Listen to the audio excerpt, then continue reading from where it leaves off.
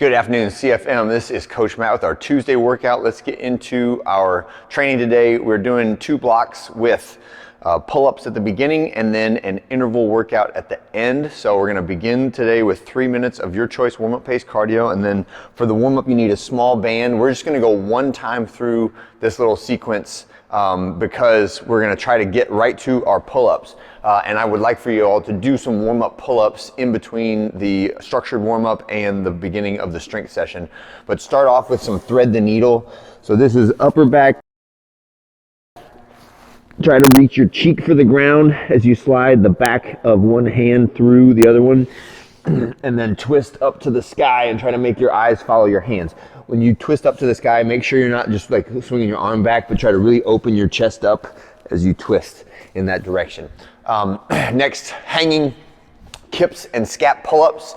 And you can go like start off a little small on the kips, and then as you get towards number 8, you can make them bigger and bigger, and then scap pull-ups, just shrugging up. Try to make your shoulders touch your ears, and then pull them all the way down like you're trying to slide your shoulder blades down into your back pockets of your pants, all right? And then come off the rig, and we're gonna do drinking bird.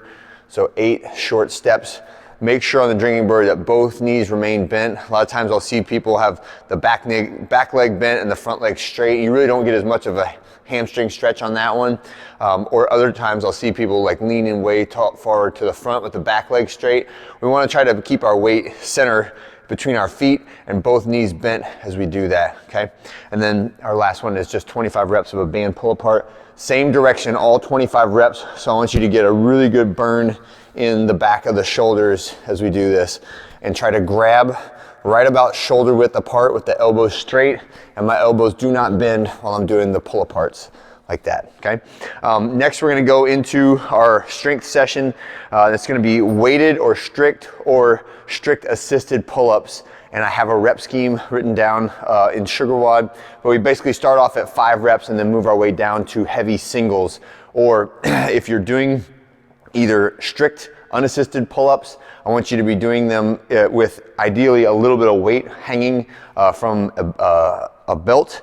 And you could use either the circular plates or kettlebells are fine for that. If you're doing an assisted version of the pull-up, I want them to progressively get more challenging. So either moving the band downward on the rig, so taking away some of the stretch of the band, or making the size of the band smaller, or taking one of the bands away if you have a multiple band setup, okay? So whatever you do, we're progressing in difficulty and we're decreasing in reps as we go through the strength set. And we're gonna put a 20-minute cap on the strength set there. When we finish that, we have a 14.5-minute interval workout. It's actually 4 4-minute intervals, but the last part will just be rest.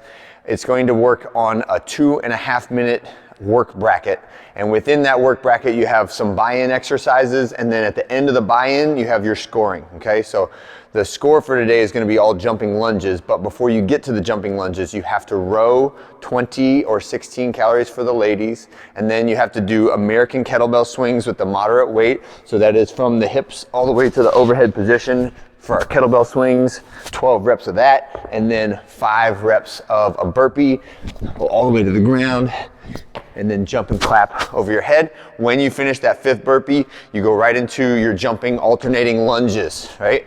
And on the jumping lunges, we're counting every rep is a score. For today, and usually when we do jumping lunges, I'll say my priority is the jump and the range of motion, okay? So I would rather you use some assistance like a band over the top of the rig and retain the ability to jump before you just go to like a slower version of a regular lunge, right?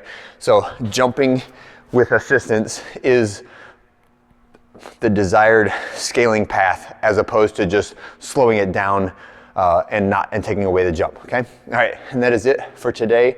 You guys have a great one. I'll see you on Wednesday. Why am I so out of breath?